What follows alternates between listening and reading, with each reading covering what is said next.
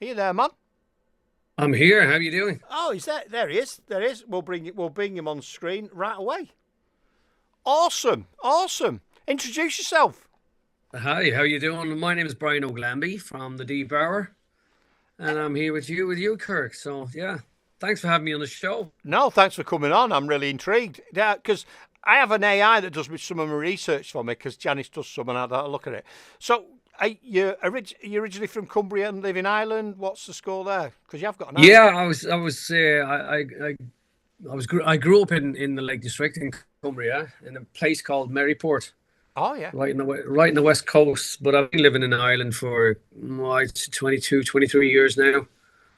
And yeah, before that, I spent a lot of years in Amsterdam. So I think I Oh was over there for about 13, 14 years as well.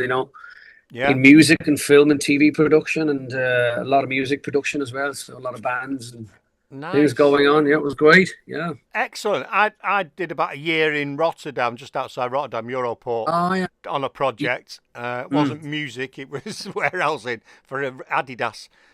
So yeah. we used to, Amsterdam used to be our weekend. Let's go to Amsterdam for the weekend, and it Yeah. were I used to love going and people watching. Just sit outside a bar or a cafe or something, or in a cafe, and just watch people going by. And you get to the point. I don't know if you did. You go, these are English, and as soon as you come back, these are the Germans. You could tell, you could just Absolutely. tell where they were from, Yeah. which part of the world they were from by the way they were dressed and walked. It was Yeah, amazing. exactly. You spot the nationalities a mile away. Yeah, it's You can great. see who's from Denmark and who's from the Yeah, it, Scandinavian countries by the way they dress, the color codes and things like that. So yeah, it's a yeah. crazy place, Amsterdam. It's absolutely crazy. It's Oh, I love it. yeah, Yeah.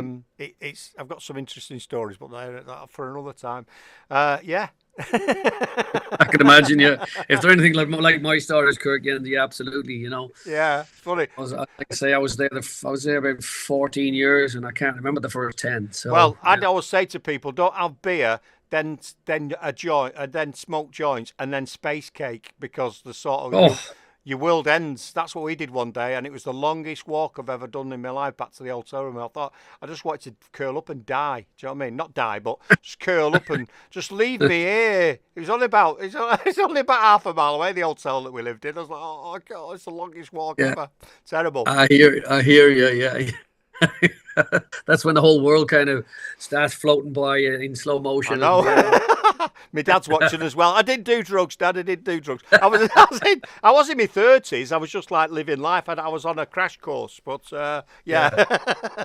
Yeah, I better be careful what I'm saying. You have a whole fan club watching, like yeah. so. No, you don't want that. So, is it a project? The deep power. It's called, isn't it? It's is that To be called? honest, Kurt, I don't know what to call it. It's it started off as a singer-songwriter venture, and it was a collection of songs that I'd built up for some time, some years, and when I finally got round to recording them, I got this big emotional trigger that finally pushed me to jump into the studio, and together with the producer Wayne Sheehy, who's a top end marvelous producer, great guy, great friend of mine. Um, we decided that it wasn't a singer songwriter idea; it was more like a band. Yeah.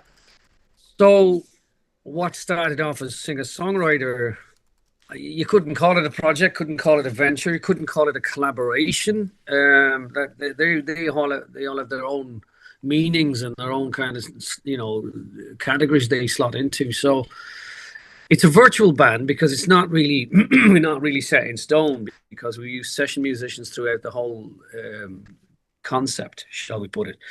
Yeah, so it's been a very, very interesting the music side of things. We'll call that a project, but the whole entity, the whole collection of what it is I suppose a venture, you know. And Like if I it. keep adding things to it, then it becomes the adventure. So I like it. Well, we played the track a few tracks ago, and I really like it. It's got a bit of a don't be offended by this, but it's got a bit of a country vibe to it. I really like the way it flows and the lyrics and everything. It's beautiful. Well, I really like that track. Really like that track. thank you, thanks very much. Yeah. Now it's strange you should say that because when we got it finished, it did. We felt it had that bit of a tang of a country feel with it. Maybe that's because of the tempo and the Yeah, melodic sonics that are going on, but it wasn't intended that way. I mean, the rest of the album is more indie. yeah, It's got like a bit of a rocky edge to it, kind of crunchy, kind of spicy edge to it. But um, a lot of country stations, radio stations have picked up on it. And, I've been toying with the idea of pushing it a little bit further that way, but I think it might do the rest of the album maybe too much mm. damage if it gets categorized as country, because it isn't country. No, Uh, and yeah, I just said it's sort of got, and this is the trouble sometimes. We pigeonhole music, but obviously mm, listen to it. You wouldn't categorize it as indie, but I thought it's got the feel. It's got a feel of some really nice country tunes, modern country. I mean, I don't mean for people to watch. I don't mean the old stuff. I mean the more yeah. modern, the more popular Oh, yeah, country. yeah. It's Yeah. beautiful. It's a really, really accomplished track, and I like that. Definitely like that. Thank you so much. Yeah, I mean, the guys that worked on it are Stella. They're the top draw, really, to be honest. I mean, we have featuring Jerry Leonard on guitar. That's all those cinematic sonics that you hear on the guitar. And Jerry Leonard was he's David Bowie's guitar player for 20, 25 years, and Nice. also David Bowie's musical director. And I was highly privileged that he agreed to play on not only this track, but he plays on several other tracks on the album as well. That's brilliant. Um, yeah, and together with Jerry, we teamed up with Robbie Malone from David Gray, and Robbie plays bass on the track. Robbie's also a multi instrumentalist.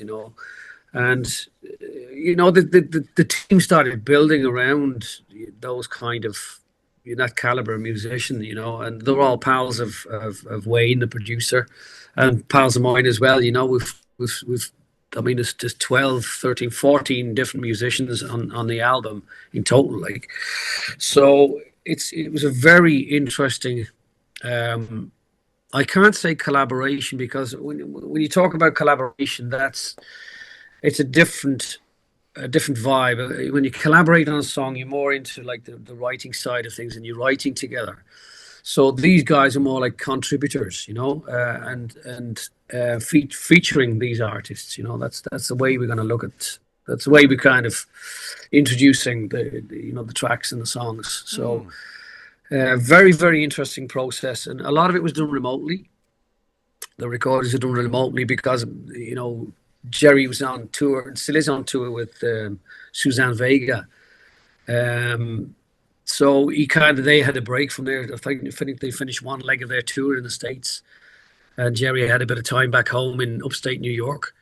Excuse me. So I was delighted to jump into the studio and lay some tracks down for me remotely, and it was great. It was a beautiful way of working. We sent him the bones of the tracks, and he was sending us pinches of stuff back.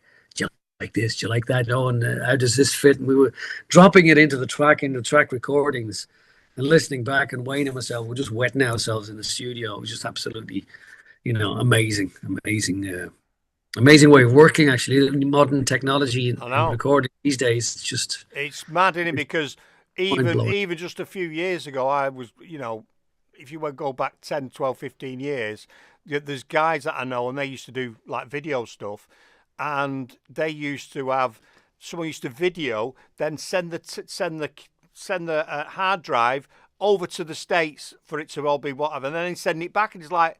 That's absolutely mad. Now we could do it just like, well, we could do it like this, can't we? Or Yeah, absolutely. you can send a file or what, Yeah. and it's absolutely amazing. But with those, were you working with those artists with that much experience, talent, and interacting with some massive names like Bowie? Then they bring something completely different to the table than getting an experienced bass player or guitarist or whatever it is. Absolutely. It's at another level, and it's a very quick and efficient way of working. 'Cause I mean, like I say, I keep bringing Wayne into the equation because obviously he could very easily map out all the musical parts, where what's required and where and when, and how that's formatted.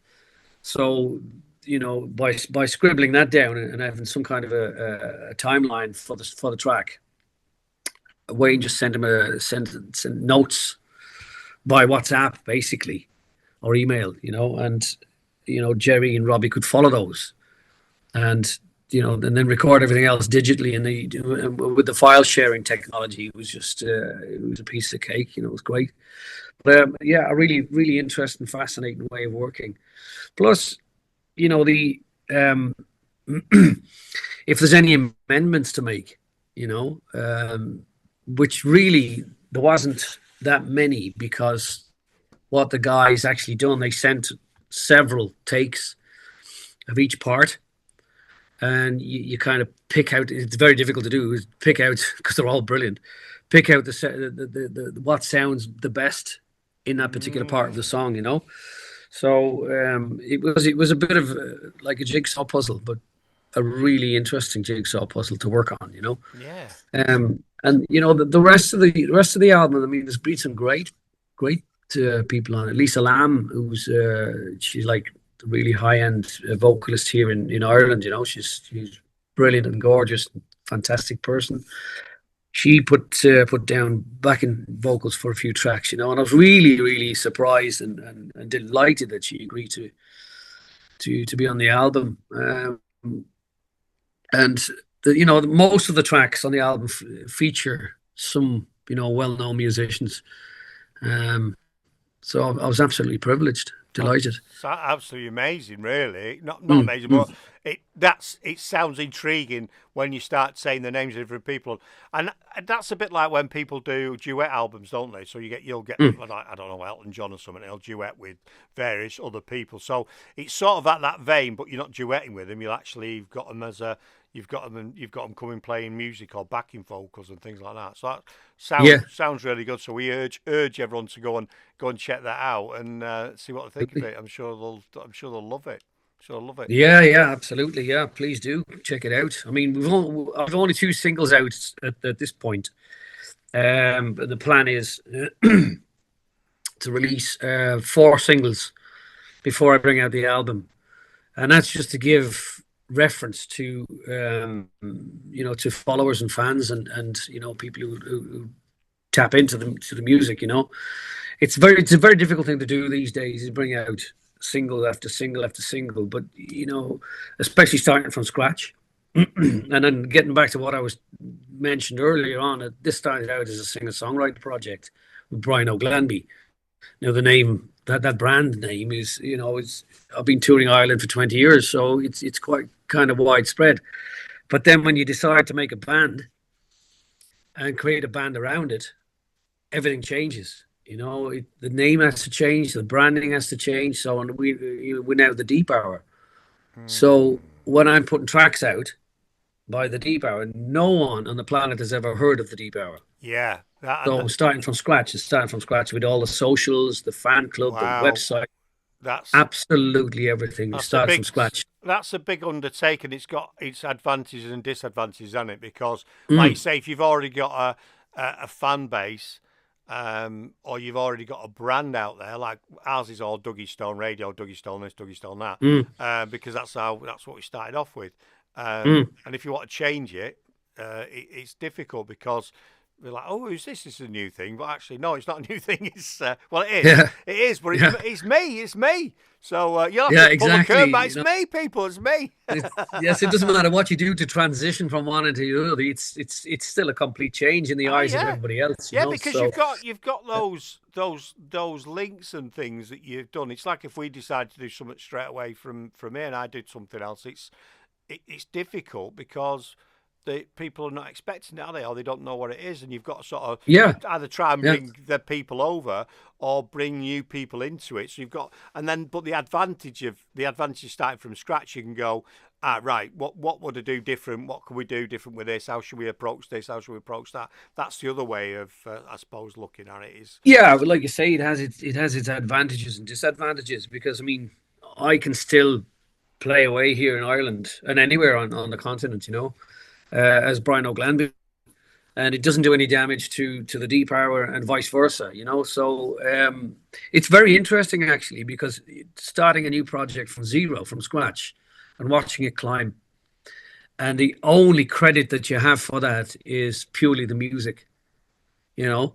It isn't any legacy, it isn't any name or branding that you've, you know, been towing the line on for years and years. This is brand new. So it to me it's a massive compliment when you know, if anybody streams the music to start with, it shows that it's worth streaming, you know. And that's a great it's a great kick for me, that, like, you know, really enjoyed that Yeah. watching it grow. Now um it's a very slow process, you know. The Instagram now is only like touching about 300 people. I mean, you've got kids out there now with you know, 300 million viewers and followers and stuff like that, you know. We aren't like that. It's just a baby venture at the moment. So It's tough. It's tough. very tough, yeah. Yeah, yeah. and trying to get like you know, drum up interest from PR companies and record labels and the likes of yourself, you know. And then you look, you know, you look at my stats and think, well, this guy he's got no presence. There's nothing there, you know, which Yeah. makes it really hard. So, you know, to get this level of PR, like you know, to chatting away with yourself, to me is solid gold, and it's great. So thank you so much, and No. you Thank. know, to Thank be you. honest, from the heart of myself and probably a million other musicians, um, without shows like yours, you know, it's very, very hard to make that first step and get any kind of notoriety whatsoever, you know. So Yeah. it's beautiful how that works together, you know. It's a great Yeah. Well, great tag. that when people like yourself, well, anyone says things like that to me, that means probably I can't express to people what it means to me. It's amazing, because I do this because I've always had a massive passion for music since being a young lad, and been fortunate to do this, and I've got my own studio and all the rest of it. And we never entered this with any big dreams of financial gains. It was for Mm. what can we do? There's a gap in the market. We started in 2017. We've changed over the years, and we've ended up with just this one show that I do. And well, we've got another couple of shows, but do you know what I mean? We used to have loads of presenters, and we went away from having loads of presenters, a traditional radio station, so let's live stream, let's focus on a few key shows and do it that way. And we no matter how big we get, if we got massive and we had massive artists on that were, you know, global sellouts, we've still said we will still interview emerging up and coming bands, because they're the future. And then things like Mm. people are stupid for overlooking you if they do, because what you've just explained is like, oh my God, so you've got the artists that play with that artist, you've got artists, well, the amount of experience and fame, if you like, within your network is outstanding. So people need to tap into it and do it. So this is my favourite part of the show. The music's great, but this is my favourite part of the show, is getting to know you and other artists and see and then seeing you grow and do well. So that's what it's all about for me. Yeah, well, it is. It's fascinating, and also terrifying at the same time. You know, because I mean, it's a massive investment. When we launched into the album, it started out as a single, you know, and then my producer Wayne um, decided to go further with it. You know, he agreed, shall I say, agreed to go further, because I had a full album's worth of material to record. You know, it's very, very daunting, very terrifying, and very expensive. You know, when you're looking at hiring a studio and a producer and an engineer, Yeah. and then you've got to bring in your musicians. You've got to, you know, they're there for weeks and weeks on end. It took me 2 years to make the album. So, you know, you're looking at accommodation and, feeding people and transport and getting them there and getting them back, and, you know, keeping them all happy. And it's like, luckily, a lot of it was remote, but half of it, I'd say half of it, the musicians were actually in the studio with us, you know. Yeah. But you know, it's a great process, and and to bring it this far, you know, is just launching it now, you know, and watching it step by step. It's fascinating. It's really fascinating and terrifying at the same time. So Mm. we have I have the third single coming from the album. Um, I think we've penciled it in for about the 24th of April. No particular reason for that date. It was just the time increments between releases. You have to let the tracks breathe. You have to let them circulate. You have to let people digest Mm. and reference what that material is. What does it mean? Where is it coming from? Who's it coming from? You know, it's this, and it's that whole birth of this venture that feeds off. So it's really exciting. So I purposely put myself a strategy together. The first track was called "The One," and it was, you know, I suppose, politically driven, and it's like a stab at leadership. You know, who do we have? Who's going to save the world? You know, are you going to be the one that saves the world? Yeah, so that's what it was all about. You know, what's happening right now, and with you know, country and continent leadership, it's a very fragile place to be. You know, a very fragile playing ground. What some of them kind of look at it as. So that was a stab at that, and then the second song, Hurricane, um, touches on. It's all about the issues of domestic violence. You know, so each song every has a really deep meaning, and it's a very personal message that about the domestic violence. It was a true story about a friend of mine who was found a bunch of letters in his house, in his home, and the letters were years and years old from when he was a kid, and from one parent to another. Yeah. And you know, laying out all this really violent behavior that the mother had been writing to the father to try and get him to stop. You know, it was very hard, and I, you know, found a way of expressing that through a song, which I'm very proud of. And Nice. so that's what that was all. So every song on the album had a very strong anthem behind it, an anthemic kind of you know, meaning behind it. The next song is basically a homecoming. It's called "These Are My Streets," and it's a song about a guy, which you explained earlier on. We've all been away for a lot of years, and then you finally land home and you see the value of that, and you know, where you grew up, and you know, the old streets that you used to play on and stuff. And that song's all about that. It's all about a homecoming, and it's up Nice. tempo and Nice. melodic and happy, and it sounds like spring. It sounds like the summer's just about to come in. You know, so the release strategy that I had was, the one was a bit kind of hard hitting, but it wasn't a really up tempo track. It was like a drum and bass kind of groove, you know. And then Hurricane is a bit more relaxed and Yeah, draggy. that's what we Where played. the Yeah. next song we have that kind of escalation. So Intriguing. Well, yeah, it's going to be interesting. Janice will go mad, but when you come off here, I'm going to play the one, because now you Oh wow. you've really intrigued me in and I love the way you explain things. I think you've got a really good storytelling, just talking normal. There's something about you that draws you in when you explain it, and I absolutely love it. And I think it's a combination of your accent and a few other things in your experience. So I've got Gallagher's Green on here. John, they're in Manchester, but John, he says, greetings from Antrim, Brian. What is your favourite town and city venue to play in Ireland? Oh wow. My God. Now there's a question. I don't think there's a town in Ireland I haven't played in.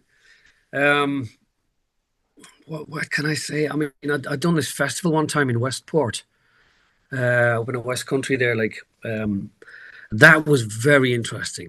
That was fantastic. But it's very difficult to get me out of Cork these days. You know. Well, why would you? Exactly. Yeah. Why would you? If you drive from Antrim, come down here, you'll see what I mean. Yeah, well, Um, oh, we're supposed to be on a tour, motorcycle tour in May, but we might have to put oh, anyway. But it's going all the way around Ireland, and if it if we do it, it'd be absolutely awesome. Never been, always wanted to go. Sandra's got a couple of friends there. I know John, obviously, from Gallows Green there, so it'd be a good visit. But yeah, brilliant, absolutely brilliant.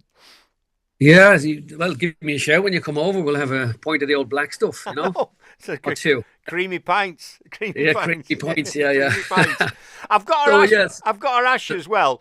I can yeah. see. I can count about 5 guitars behind you. How many have you got? Oh Come my on. God. You've got a problem, haven't you? You've got a problem. Yeah, yeah, yeah. It's like an addiction. You've You got them double can. parked there as well. Hmm? You got them double parked. Yeah, I have, and there's some on this side as well. There's there's a ukulele here. There's Oh yeah. a jazz guitar on the other Nice. side there. There's 3 acoustic guitars, 3 Telecasters. I've got 2 ancient Stratocasters here, which are my go-to guitars on a weekly basis.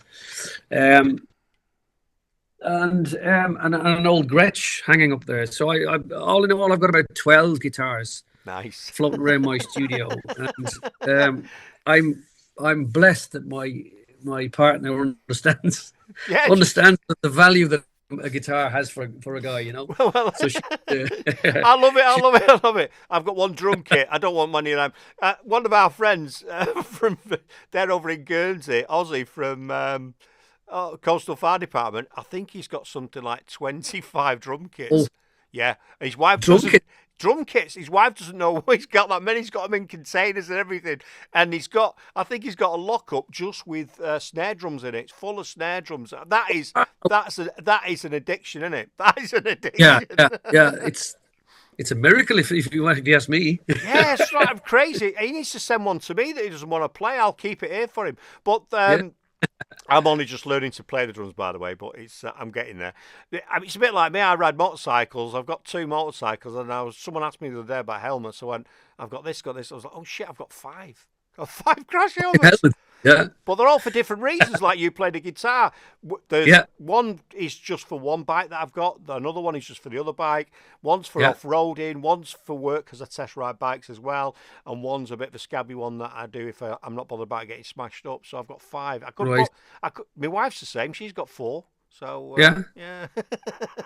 Luckily, brilliant. Luckily, we share the addiction. That's the thing. Yeah. For helmets. Yeah. So is your partner into music as well and into your music, or did he? She is actually. Yeah, it's. I'm blessed in a way that she accepts absolutely everything I do musically, and she's a weekend widow. I call her, because I'm away from home from Thursday back till Monday. Out gigging, and that's every weekend religiously. I'll do 4 or 5 shows a week. Nice. Which is tough. I'm slowing down a bit now because I really want to get focused on the album a lot more and a lot more on the deep hour. So the going out and doing these gigs now is it's slowly taking a backseat, but still it's my way of life and it's in my blood, and Well, I should imagine. Well, if you're a performer, and you go out and you're doing a live performances, it's totally different to doing studio work. Then there's a sort of need for that interaction, isn't there, with your audience? Do you know what I mean? Yeah, it is. It's the food. It's my food of passion. It's like I feel. I live for it. It's just electric. There's nothing like it. When you. I'm just reading a book by a good friend of mine called Joe Philpott, and he's got this great book out. It's called what's it called now? All roads lead to where you are. And he was the guitar player with a band called Ruby Horse from back in the 90s and noughties, and this is like a book of memoirs, and in that book he's explaining that feeling you have when you're up on stage and everything works. And it's just that sweet spot, and it's just, he calls it, that's it, Every other musician's got a different name for it, and all the band just look at each other, and, that trigger happens, and the room changes temperature, and, it's just, you can't beat it. There's nothing like it. And that's an addiction. That really is an addiction. It doesn't happen every gig. It doesn't happen every No, time. But and it shouldn't either, because then it'd no, become, then it would be boring. It's a bit like, I know it's not the same, but we do these shows. Then I think every show we do is great, and then every now and then I'll come off and I'll be tingling, going, "Oh my God, that was absolutely awesome! The music was great, the laugh. guest was great," Yeah, and it's just so it's not the same, but it is similar because they're not in the room with me, but everyone's interacting. yeah, Which when you do if you do a podcast, we do these recorded as well sometimes. Even though it's the same as talking, it feels different because I know there's no one watching. It's really weird. It's really weird. If we was doing this on another night, I know there's a lot of people watching you now and probably commenting. Whereas when we do it, just not, it's the bizarrest thing. I don't want to know what it yeah, is. And it's probably the same yeah. as you being in a studio playing that track, and you can play it perfectly, and it just doesn't fit. There's something a bit more flat in it. Yeah. It's like you say. It's something you get very often, but you shouldn't get it too often. It's a dangerous place to be, because if you peak, you crescendo. If you're in your crescendo all the time, well, you've got nowhere to go. No, You you know, when you wouldn't. come out of your crescendo, it's just a massive depression, and nowhere you go, and you're off. And that's when you hit the black stuff. But Yeah, definitely. no, you can't beat it. It's Cool. beautiful, and yeah, exactly. You'd have the same yourself. With the buzz you get, Nice. from knowing that something or someone you're chatting to, or someone you're having the show, it's working, and you can feel your audience, you can feel the buzz. It's It nice. just gets a certain electricity to it, doesn't it? Yeah, It's nice. I'm quite conscious now. I could chat. We should have done you on another night. I could chat to you for absolutely hours. I know I could, and I think we'll have to do it again at some point in the absolutely. future. We'll get Janice to rearrange it, and we'll do one when we're not doing the show, because I've got a load to get on with. I'll be getting told off. But before we depart, is there anything that I've not asked you that you wanted to get out there, or wanted to say or do or whatever? Because I don't want you to miss the opportunity. Well, really, just for all you guys listening out there. I mean, thank you for listening in. And thank you for appreciating shows like this, like Kirky. It's priceless. Everyone needs that in their life, and it keeps music alive. It keeps us all active. It keeps food on the table. Um, so really, before we get off, just thanks for listening to my music, and Nice. thanks for appreciating it. There's a new single coming out the 24th of April. Look out for it. You can find me on www.thedeephour.com, and all my social links are on there as well. So it's all traceable from there. But you can also subscribe to my newsletter and subscribe to the website, and you get all the latest information, what's going on. There isn't much in the line of the Deep Hour gigs just yet. We're busy lining up support slots. So that's probably going to happen once I've got a bit more meat on the bone, a few more singles out, and people have got more reference to what the Deep Hour is. So, yeah, keep your eyes peeled, and yeah, Wonderful. keep them Wonderful. socks out your ears and listen to the music. It's been an absolute pleasure, sir, and thank you Absolutely. very much for giving us your time, your energy, and I'm going to play your track now, The One, and we're going to have a listen to that. I'm really intrigued. Can't wait to listen to the whole album when it comes out, and Brilliant. we definitely want you to come on again, because I think you've got a lot of stories to tell, and inspiring other people to do what you're doing as well. So thank you very much. Great. Thank you very much. Thank you for having me on the show. It's been fantastic. It's Been been an, lovely being here. It's been an absolute pleasure. Right, I'm going to get on with it. Get on with whatever you're doing this evening, and thank you very much, and we'll speak to you soon, yeah? Have fun. God bless. See you soon. Take care. Yeah. Cheers, man. Ciao. Cheers. One, he absolutely awesome. We could have talked to him ages, and I know the time was going on, but I don't. When we've got a good interview, it's very difficult to pull away from it. So I'm going to play this track. Janice will go, man. It's called The One.